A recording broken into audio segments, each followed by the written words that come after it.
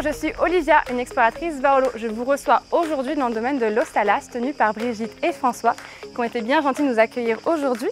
Ils sont référencés sur notre plateforme collaborative qui valorise des hébergements et des activités hors sentiers battus. Ils ont été évalués l'an passé par Amélie, l'une de nos exploratrices qui avait gagné 6 semaines d'exploration en France. Je vous laisse découvrir le domaine de l'Ostalas et en apprendre un peu plus avec Vaolo.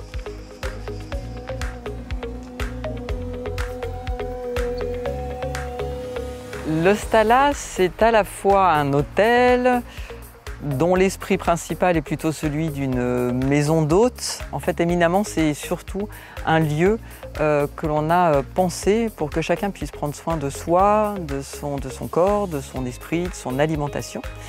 Et puis un programme de 3 activités douces par jour. Il peut s'agir de méditation, de yoga, de qigong, de pilates, de réveil vocal, etc.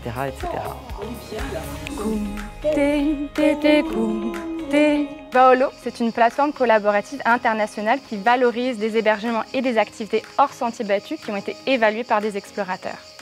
Vaolo, c'est 3 grandes particularités. La première, c'est notre écosystème qui est composé des acteurs locaux, donc les hébergements et les prestataires, les voyageurs, ceux qui vont vivre l'expérience du voyage, et l'explorateur. La deuxième particularité, c'est le fait qu'on va valoriser des séjours que l'on appelle l'expérience 3 jours 2 nuits, qui permettra à des voyageurs d'expériencer un tourisme plus lent, les inciter à rester plus longtemps sur un territoire, de tester des activités durant leur 2e journée et surtout d'avoir un impact plus important, plus positif sur le territoire parce qu'ils vont consommer localement des activités mais aussi dans différents secteurs économiques.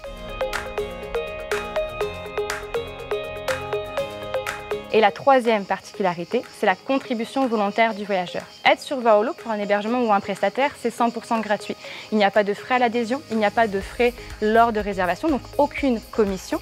Cependant, on a mis en place la contribution volontaire qui déjà permet au voyageur de comprendre qu'il va voyager, qu'il va avoir un impact lors de son voyage. Et donc pour nous aider à nous développer, c'est lui qui choisit le montant de sa contribution et elle est volontaire parce que c'est lui qui choisit s'il met un petit ou un grand montant. Le rôle de l'explorateur, c'est de rencontrer et de raconter ce qu'il va découvrir dans un hébergement. C'est lui qui va permettre de structurer l'offre, donc en fait de mettre en avant l'hébergement sur la plateforme Vaolo. Et c'est surtout lui qui va permettre de créer un lien de confiance entre l'hébergement et Vaolo. Et c'est lui qui va permettre au voyageur de changer son comportement touristique, de peut-être s'inspirer de ses voyages à lui, parce que tous les hébergements qu'un explorateur va certifier vont être répertoriés sur son profil, ce qui peut aider les voyageurs à s'inspirer de ses voyages et à aller découvrir des initiatives plus locales et plus hors sentiers battus. De plus, en allant sur le terrain à la rencontre des hébergeurs, il va apprendre leur vie, comment ils ont créé leur hébergement, leur histoire, ce qui leur tient à cœur, leurs rêves, leurs coups de cœur, leur motivation. Et ça permet vraiment de retranscrire l'âme d'un territoire et donc ne pas seulement valoriser un hébergement pour sa structure, on va dire physique, pour juste sa prestation classique, mais aussi de le mettre en avant par rapport à son engagement, qu'il soit socio-économique, environnemental et culturel. On a l'habitude de dire qu'on a trois mots, 3 verbes d'ailleurs un petit peu forts qui nous caractérisent et qui en fait sous-tendent un petit peu notre projet, qui sont accueillir, rencontrer et partager.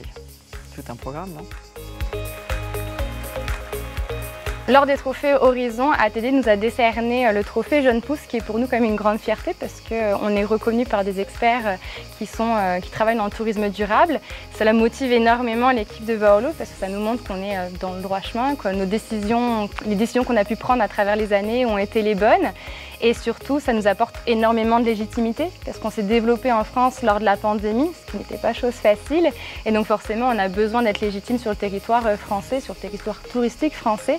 Et c'est une très grande reconnaissance, surtout par une fédération qui est la plus ancienne et celle qui a aussi le plus de compétences et de connaissances dans le tourisme durable. Donc c'est une très grande fierté et ça nous motive énormément.